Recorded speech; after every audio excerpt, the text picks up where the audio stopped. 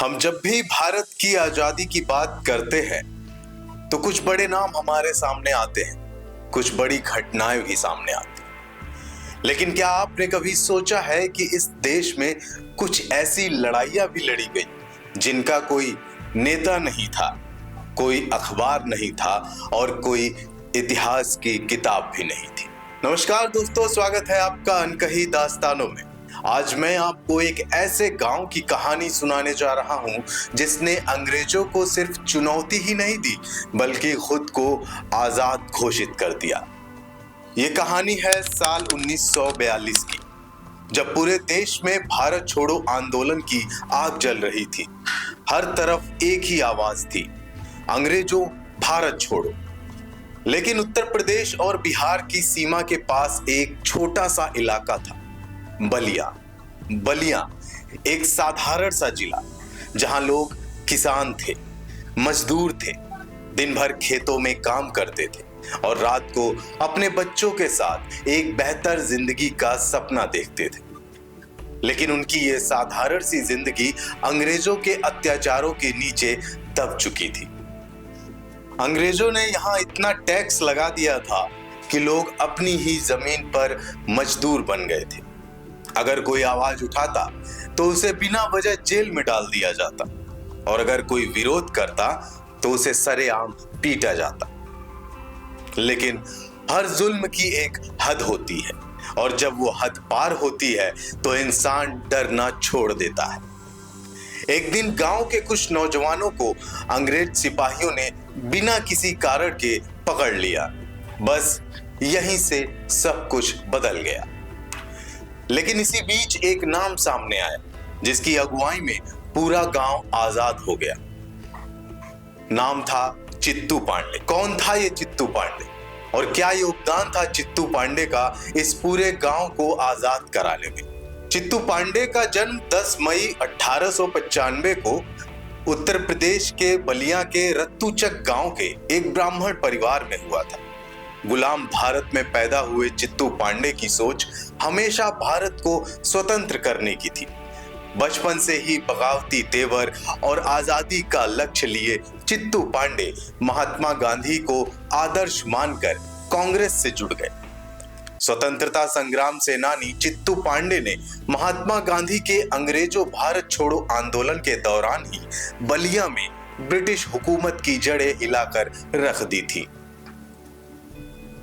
महात्मा गांधी के अंग्रेजों भारत छोड़ो आंदोलन के दौरान पूरे देश में सिर्फ 3 जिले, बंगाल का मेदिनीपुर, महाराष्ट्र का सितारा और उत्तर प्रदेश का बलिया आजाद हुए थे, जहां पर सर्वाधिक समय तक प्रजातंत्र की सरकार लगभग 14 दिन तक बलिया में चित्तू पांडे के नेतृत्व में चली थी।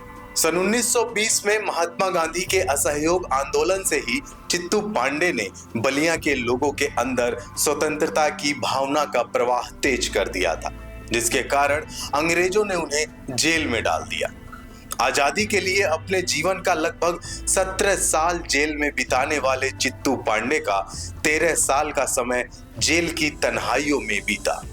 ना तो उन्हें किसी से मिलने दिया जाता और ना ही उनका पता किसी को बताया जाता था। लगभग 47 वर्ष की आयु में चित्तू बाबू के जीवन में वो समय भी आया जिसने उन्हें हमेशा के लिए लोगों के दिलों में अमर कर दिया।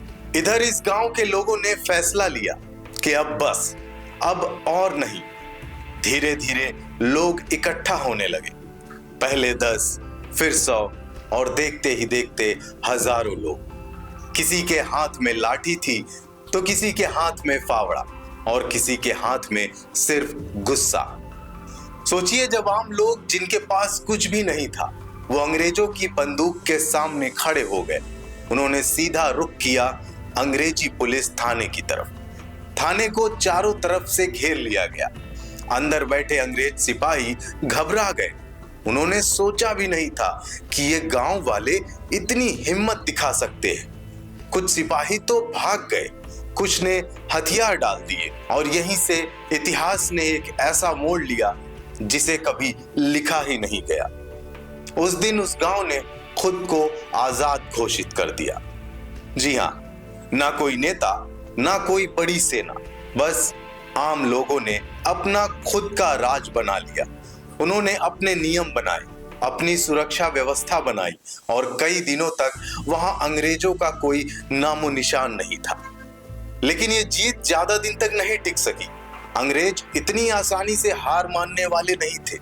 कुछ दिनों बाद वो वापस आए, इस बार तैयारी के साथ, पूरी फौज के साथ। गांव को चारों तरफ से घेर लिया और फिर जो हुआ वो इतना दर्दनाक था कि आज भी उसकी गूंज वहां के लोगों के दिलों में है।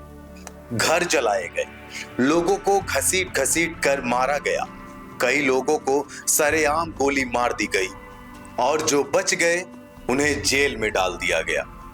एक पूरा गांव जिसने आजादी का सपना देखा था, उसे कुछ ही दिनों में खामोश कर दिया गया। सन 1942 में महात्मा गांधी ने पूरे भारत में अंग्रेजों भारत छोड़ो आंदोलन चलाया, जिसका व्यापक असर बलिया जिले में देखने को मिला।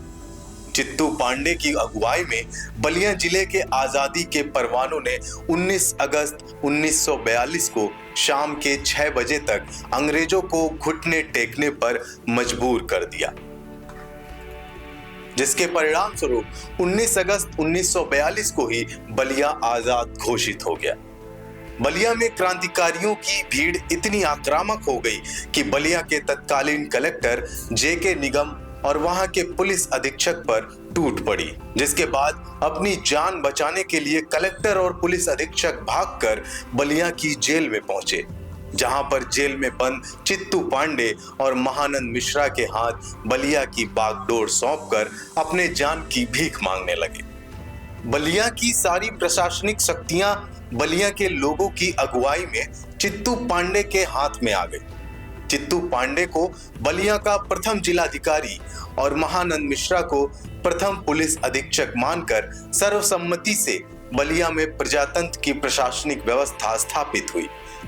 चित्तू पांडे के नेतृत्व में बलिया के सभी थानों और तहसील मुख्यालयों पर तिरंगा फहराया गया। जेल में बंद क्रांतिकारियों को भी आजाद करा दिया गया। चित्तू पांडे के इस शौर्य गाथा को सुनकर पंडित जवाहरलाल नेहरू और नेताजी सुभाष चंद्र बोस ने उन्हें शेरे बलिया की उपाधि से विभूषित किया। लेकिन सबसे बड़ी बात, इतनी बड़ी घटना, इतनी बड़ी कुर्बानी हमें कभी पढ़ाई क्यों नहीं गई? क्योंकि ये कहानी किसी बड़े नेता की नहीं थी, ये कहानी जनता की थी और शायद ऐसी कहानियां दबा दी जाती हैं और ये कहानी उन सभी अनकहे वीरों को ही समर्पित है। ऐसे ही और अनकही दास्तानों की कहानियां सुनने के लिए चैनल को सब्सक्राइब करें और बेल आइकन दबाना ना भूलें।